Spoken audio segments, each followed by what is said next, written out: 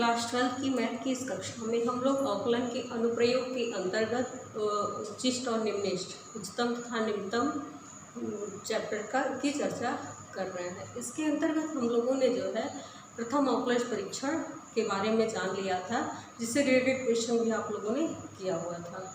आज हम देखेंगे कि किसी भी क्वेश्चन में मैक्सिमा या मिनिमा निकालने के लिए द्वितीय अवकलज परीक्षण क्या होता है।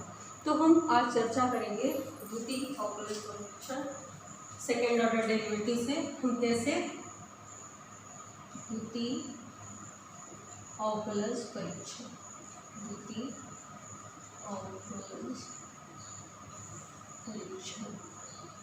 तो द्वितीय अवकलज परीक्षण में हम क्या करेंगे उसके बारे में हम देखते हैं। तो अगर कोई फंक्शन हमें दिया हुआ है, इस पर स्टेप ध्यान रखेंगे कि द्वितीय अवकलज परीक्षण है, तो पहले हमें जो भी फंक्शन दिया है y = f(x) रहेगा। पहले स्टेप में हम इसको अवकलन करेंगे, तो इसका dy/dx ज्ञात करेंगे, कुछ न कुछ हमें प्राप्त हो जाएगा f'(x). दूसरे स्टेप में हम इसको dy/dx को 0 के बराबर करेंगे और x की वैल्यू ज्ञात कर लेंगे। जो भी वैल्यू x की प्राप्त होती है वो हम निकाल लेंगे।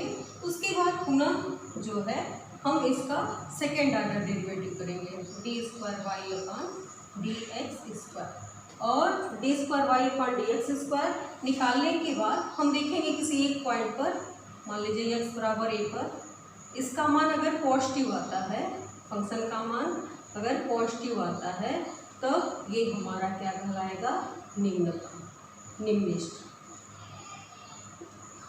हो जाएगा। और जब हमारा ये निगेटिव आएगा तो हम कहेंगे कि ये उच्चतम है या उच्चिष्ट बिंदु उच्चतम हो जाएगा।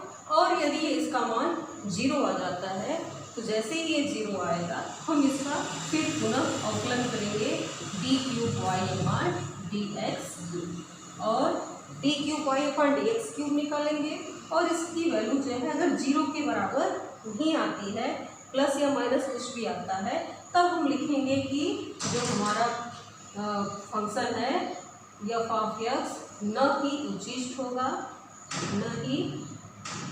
होगा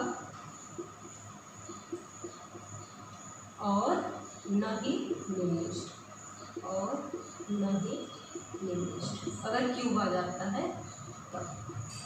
और यदि यह जो है dy3/dx³ 0 के बराबर आ जाता है तो हम पुनः अवकलन करेंगे d⁴ y/dx⁴। फिर ये आपका पॉजिटिव आएगा तो निम्निष्ट, निगेटिव आता है तो उच्चिष्ट, 0 आएगा तो अगेन डिफ्रेंसिएशन करते हैं। तो द्वितीय अवकलज परीक्षण तो ज़्यादातर क्वेश्चन आपको यही सेकंड तक ही मिल जाएगा, तो इसमें हमें ये करना है। तो इससे हमको एक कंक्लूजन ये मिला कि जब भी हमारा उच्चिष्ट या निम्निष्ट होगा तो ये सेकंड ऑर्डर d2y/dx² पे हो जाएगा, या फिर 4 पे होगा, या फिर 6 पे होगा। आपको प्लस या माइनस मिलता है तो उच्चिष्ट और निम्निष्ट कह देते हैं। और अगर कोई भी फंक्शन d3y/dx³ ऑड आता है, d⁵/dx⁵, इस तरह से कोई आता है तो इस पर फंक्शन न ही उच्चिष्ट होगा और न ही निम्निष्ट और उच्चिष्ट निम्निष्ट कहाँ मिल रहा है आपको, जब ये सेकंड ये इवन है तब d2y/dx², d⁴y/dx⁴, इस तरह से कोई है तब आपको उच्चिष्ट या निम्निष्ट प्राप्त होगा। तो इस तरह से हम लोगों ने थ्योरम देखा कि ये इतना हमको स्टेप आपको करना होगा द्वितीय अवकलज परीक्षण निकालने के लिए। किसी क्वेश्चन के माध्यम से हम इसको देखते हैं, एग्जाम्पल ले लेते हैं। तो एग्जाम्पल है 9x² + 12x + 2 y = 9x² + 12x + 2। मान लीजिए यही क्वेश्चन ले लेते हैं और इसको हमको सेकेंड ऑर्डर, इसको हम दो तरीके से दिखा सकते हैं, प्रथम अवकलज परीक्षण से भी और द्वितीय अवकलज परीक्षण से भी। तो हम द्वितीय अवकलज परीक्षण से इसको दिखाते हैं ये एग्जाम्पल को। तो ये मान लीजिए कोई एग्जाम्पल है, तो सर्वप्रथम हमने कहा था कि इसका हम अवकलन करेंगे, तो इसका हम अवकलन कर देते हैं x के सापेक्ष अवकलन करने पर, सापेक्ष अवकलन करने पर। तो अवकलन करेंगे तो dy by dx equal to 18x plus 12 मिल जाएगा। अब इसको हम 0 के बराबर करेंगे तो second step dy by dx equal to 0, तो ये मिल जाएगा 18x प्लस 12 इक्वल टू 0 और यहाँ से x इक्वल टू -12/18 और -2/3, तो x की वैल्यू -2/3 आ गया। अब इस पे हम अगेन डिफ्रेंसिएशन, तीसरा step D square by upon dx² निकालेंगे, तो इसका पुनः अवकलन करेंगे तो ये मिल गया हमको 18 क्या है, पॉजिटिव है, ये हमारा पॉजिटिव है, अतः जो है ये निम्निष्ठ, x बराबर -2/3 पर ये क्या देगा, निम्निष्ठ होगा, पॉजिटिव आ गया। अगर ये निगेटिव आता तो उच्चिष्ट होता, और इसका मान निकालना है उच्चिष्ट मान, तो x बराबर -2/3 पर हम यहाँ पर रख करके इसका उच्चिष्ट मान ज्ञात कर लेंगे। तो इस तरह से हम द्वितीय अवकलज तो न्यूनतम मान निकाल लेते हैं। तो न्यूनतम मान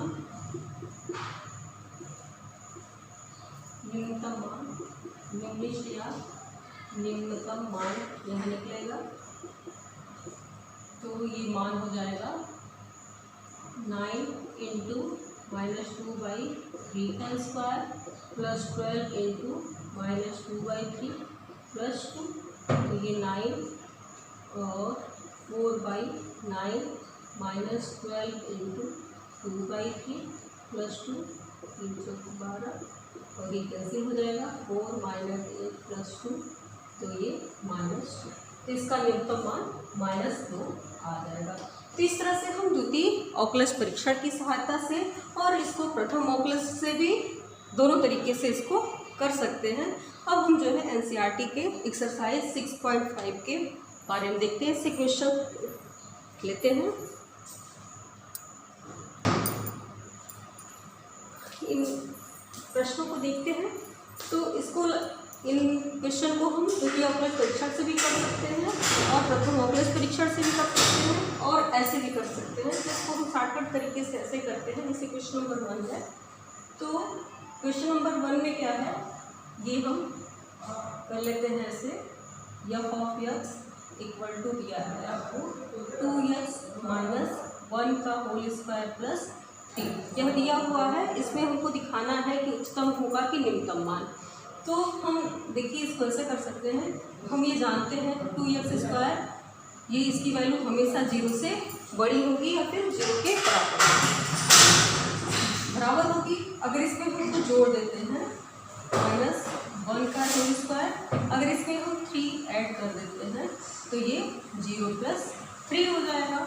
और ये हमारा क्या है, function f(x) is greater than 3। तो function f(x) is greater than 3, इसका मतलब क्या है कि फंक्शन का मान या तो 3 होगा या तो उससे अधिक होगा। तो ये इसका सबसे निम्नतम मान जो है 3 हो गया और फंक्शन का मान, तो यहाँ हम कहेंगे कि इसका निम्नतम मान उच्चतम या निम्नतम मान निकालना है, तो निम्निष्ठ या निम्नतम मान कितना हो जाएगा, 3 हो जाएगा। तो ये शॉर्टकट तरीका है, इसको 2 मिनट में कर सकते हैं। इसको प्रथम अवकलज परीक्षण और द्वितीय अवकलज परीक्षण से भी हम कर सकते हैं।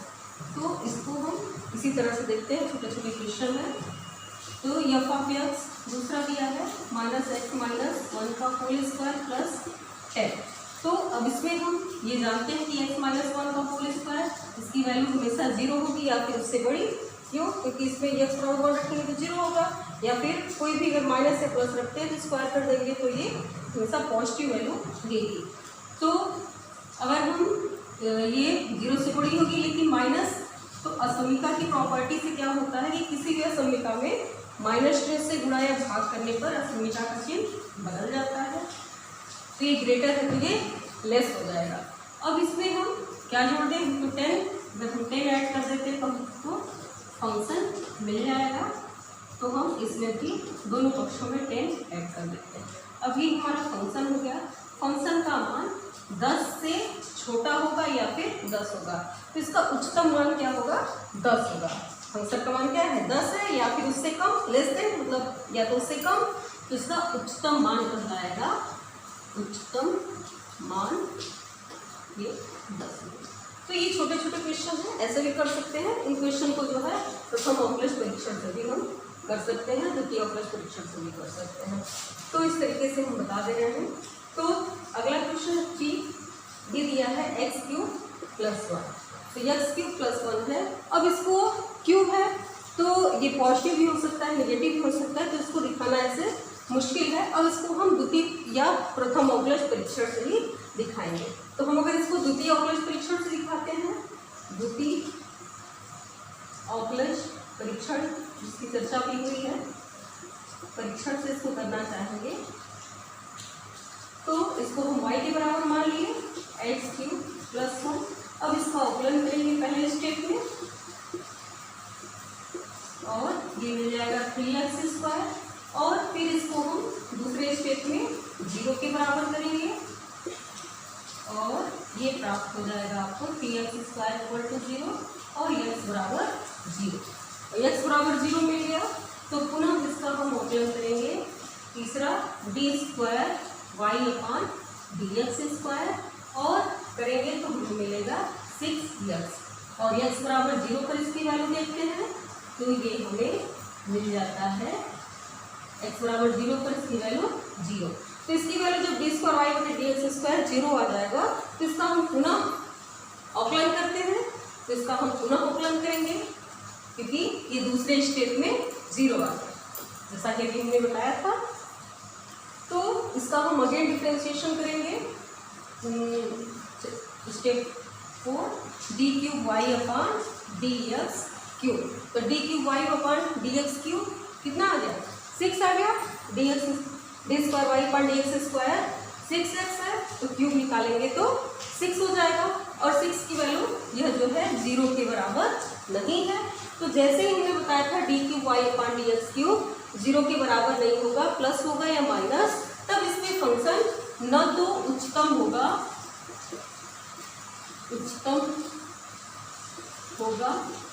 और न ही न्यूनतम। तो इस तरह से हम इस फंक्शन को दिखा सकते हैं कि फंक्शन न ही उच्चतम होगा न ही न्यूनतम। प्रथम अवकलज से भी दिखाते हैं जो देखते हैं कि हमें नति पॉइंट मिल जाता है x बराबर 0 और इस पर न फंक्शन उचिष्ट होगा और न ही निम्निष्ट। तो हम प्रथम द्वितीय अवकलज परीक्षण से क्वेश्चन को कर सकते हैं। नेक्स्ट क्वेश्चन, कुछ क्वेश्चन को देखते हैं। अगला तो इसमें भी उच्चतम और निम्नतम मान ज्ञात करना है दिए गए प्रश्न में। तो ऐसे क्वेश्चन को न ही हम प्रथम अवकलज परीक्षण से कर पाएंगे न ही द्वितीय अवकलज परीक्षण से। अब इसको हमको करने का यही तरीका है कि देखते हैं कि फंक्शन का मान बड़ा हो रहा है कि छोटा। वही ग्राफ से तो f(x) बराबर दिया है (x + 2 - 1). तब इसमें हम ये जानते हैं कि (x + 2) की वैल्यू हमेशा 0 होगी या उससे बड़ी। क्यों? क्योंकि ये प्लस होगा या माइनस, मॉड लगा देंगे तो इसकी वैल्यू मतलब पॉजिटिव होगी। तो इसकी वैल्यू ये होगी और ये मिल जाएगा आपको -1। अगर हम कर लेते हैं तो अगर -1 करते हैं तो ये भी -1 दोनों पक्षों में हो जाएगा क्योंकि हम जानते हैं कि इसी समीकरण में कुछ घटाते हैं तो समीकरण की चिन्ह पर कोई प्रभाव नहीं पड़ता और ये f(x) है, इसकी वैल्यू -1। तो इससे हमारा क्या तात्पर्य निकल रहा है? इससे ये हमारा डिस्कशन निकल रहा है कि माइनस फंक्शन का मान जो होगा -1 होगा या फिर उससे अधिक होगा। तो हम लिखेंगे कि ये इसका न्यूनतम मान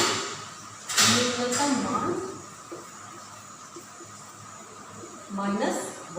उच्चतम या न्यूनतम मान निकालना है तो इसमें हमारा फंक्शन का न्यूनतम मान निकलेगा, वो भी क्या है? -1। अगला क्वेश्चन भी इसी तरह से है, इसी तरह से हम डिस्कशन करेंगे और इसमें उच्चतम और न्यूनतम मान निकालेंगे। तो हम ये जानते हैं कि इसकी वैल्यू क्या होगी? 0 होगी या 0 से बड़ी। लेकिन माइनस चिन्ह से गुणा या भाग करने पर असंख्यता का चिन्ह बदल जाता है तो ये लेस देन हो जाएगा और इसमें हम जोड़ लेते हैं +3 क्योंकि फंक्शन में +3 जुड़ा हुआ है तो दोनों तरफ +3 जुड़ जाएगा और इस तरह से मिल जाएगा आपको फंक्शन का मान 3 होगा या फिर उससे कम, मतलब उच्चतम मान सबसे अधिक मान 3 होगा या फिर उससे कम, तो इसका उच्चतम मान बराबर 0। और क्वेश्चन नंबर 3 है, 3 में आपको hx बराबर दिया हुआ है sin 2x + 5। इसका उत्तर है निम्नतम मान निकालना है। तब फिर हम लिखेंगे, हम जानते हैं कि sin 2x का मान कहाँ से कहाँ तक होता है, sin 2x की वैल्यू जो है -1 और 1 के बीच में होती है। तो इसकी वैल्यू मतलब अधिकतम मान जो है 1 होगा और न्यूनतम मान -1। तो उच्चतम मान क्या हो जाएगा, इसका उच्चतम मान आप इसको डायरेक्ट लिख सकते हैं, उच्चतम मान 1 + 5 = 6 और न्यूनतम मान या निम्नतम मान कम मान क्या हो जाएगा, -1 + 5 = 4। तो इस तरह के क्वेश्चन अगर कुछ मिलते हैं तो उसको प्रथम अवकलज या द्वितीय अवकलज से करना मुश्किल होता है। तो आप इस तरह से फंक्शन देख लीजिए कि ये फंक्शन का मान बड़ा हो रहा है कि छोटा हो रहा है, उससे हम रीजन निकाल करके बता देंगे कि इसका निम्नतम मान क्या होगा और उच्चतम मान क्या होगा। नेक्स्ट कुछ क्वेश्चन से हम क्लियर करते हैं। और निरपेक्ष मान के लिए इसमें लिखा है निरपेक्ष उच्चतम तथा निरपेक्ष निम्नतम मान ज्ञात करना है। तो निरपेक्ष यानी निकालने के लिए हम इसको इस तरह से करेंगे। पहला क्वेश्चन इसमें ले लेते हैं, f(x) = x³ दिया हुआ है और क्लोज इंटरवल -2 से 2 के बीच में। अगर क्लोज इंटरवल है तो इसका मतलब निरपेक्ष मान हम किसके निकालेंगे, -2 और 2 को लेते हुए जितने भी इसके बीच में मिलेंगे पॉइंट उस पर। तब हम सबसे पहले इसको क्या करते हैं, f' dy/dx निकालते हैं। तो इसका dy/dx करेंगे या तो इसको लिख दीजिए, x के सापेक्ष अवकलन करने पर सापेक्ष अवकलन तो ये प्राप्त हो जाएगा f' बराबर 3x²। दूसरा स्टेप, इसको हम 0 के बराबर करते हैं। तो इससे हमको x की वैल्यू मिल जाएगी कि x बराबर 0। तो इस क्लोज इंटरवल आपको -2 से 2 के बीच में एक 2 पॉइंट, तो ये 3 पॉइंट पर इसका उच्चतम या निम्नतम मान हमको चेक करना है। तो बिंदु x बराबर -2 पर देखेंगे, क्योंकि क्लोज इंटरवल है, अगर ओपन होता तो इन दोनों को छोड़ देते। तो x बराबर -2 पर फंक्शन f(x) का मान क्या आएगा, -2 का होल क्यूब = -8। और x बराबर 0 पर f(x) की वैल्यू होगी 0 और x बराबर 2 पर f(x) की वैल्यू होगी 2 का क्यूब = 8। तो निरपेक्ष उच्चतम मान क्या होगा, इसमें हम देखेंगे जो सबसे अधिक होगा वो निरपेक्ष उच्चतम मान होगा। उच्चतम मान वो है 8 और निरपेक्ष निम्नतम मान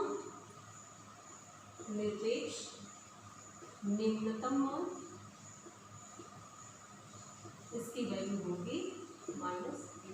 तो इस तरह से करने का मतलब है कि किसी भी अगर कोई फंक्शन दिया है उसका निरपेक्ष उच्चतम और निरपेक्ष निम्नतम मान ज्ञात करना है। तो हम वो पॉइंट ज्ञात कर लेते हैं, एक्सट्रीम पॉइंट जिस पर ये x अक्ष के समांतर हो जा रही है, वो पॉइंट जो मिल जाएगा वो पॉइंट, और जिस इंटरवल में पूछ रहा है उसके बीच में सभी पर हम उसकी वैल्यू निकालते हैं। जो अधिकतम मान होता है वो निरपेक्ष उच्चतम मान कहलाएगा और जो न्यूनतम मान होगा वो निरपेक्ष न्यूनतम मान कहलाएगा।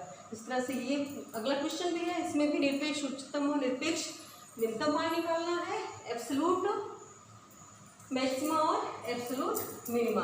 तो इसी तरह से इसको भी निकालेंगे हम लोग। तो अगला क्वेश्चन, एक क्वेश्चन और देख लेते हैं जिससे आपको कोई डाउट न रहे कि हम एब्सोल्यूट मैक्सिमा मिनिमा कैसे ज्ञात करते हैं। क्वेश्चन नंबर 2 है। तो 2 में आपको f(x) दिया है sin x + cos x। इसका इंटरवल है x बिलोंग कर रहा है क्लोज इंटरवल 0 से पाई के बीच, मतलब 0 और पाई के बीच में, इसके बीच में जो स्ट्रीम पॉइंट आएगी जिस पर ये फंक्शन x अक्ष के समांतर चला जाएगा उस पर हम देखेंगे। तो ये हमारा पहला स्टेप होगा, इसका आकलन करेंगे differentiation with respect to x। तो ये हमें मिलेगा साइन x का cos x और cos x का माइनस साइन x। दूसरे स्टेप में इसको हम 0 के बराबर करते हैं जिससे कि हमको चरम बिंदु प्राप्त हो जाए, स्ट्रीम पॉइंट। तो 0 के बराबर करेंगे और ये हमें प्राप्त हो जाएगा sine x equal to cos x या फिर tan x इक्वल टू 1। इसमें ऐसे कर लेंगे, cos x से डिवाइड कर लेंगे तो tan x इक्वल टू 1 हो जाएगा और tan में 1 की वैल्यू किसकी होती है, tan π/4 की भी। तो x बराबर 1 π/4। तो ये हमें 3 पॉइंट मिल गया, 0, π/4 और पाई। ये तीनों पर हमें चेक करना है कि इसका उच्चतम और निम्नतम मान क्या होगा। तो x बराबर 0 पर हम देखते हैं, तो 0 पर फंक्शन का मान क्या हो जाएगा, f(x) equal to sine 0 plus cos 0। तो साइन 0 की वैल्यू 0, कॉस 0 की वैल्यू 1, तो इस तरह से ये 1 आ जाएगा। दूसरा x बराबर π/4 पर हम चेक करते हैं f(x) का मान, तो साइन π/4 प्लस कॉस π/4। इस तरह से साइन π/4 की वैल्यू 1/√2 प्लस कॉस π/4 की वैल्यू भी 1/√2, तो 2/√2 इक्वल टू √2 आ गई। और तीसरा x बराबर पाई पर फंक्शन का मान निकालते हैं, तो sine pi plus cos pi. तो साइन पाई पर वैल्यू 0, कॉस पाई पर -1, ये -1। तो निरपेक्ष उच्चतम मान इसका हो जाएगा निरपेक्ष उच्चतम मान। तो ये मिल जाएगा आपको √2 और निरपेक्ष निम्नतम मान,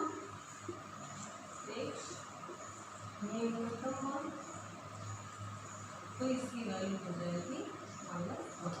तो कहने का तात्पर्य है कि इसमें हम देख लेते हैं जो अधिकतम होगा वही एब्सोल्यूट मैक्सिमा हो जाएगा और जो कम होगा वो एब्सोल्यूट मिनिमा होगा।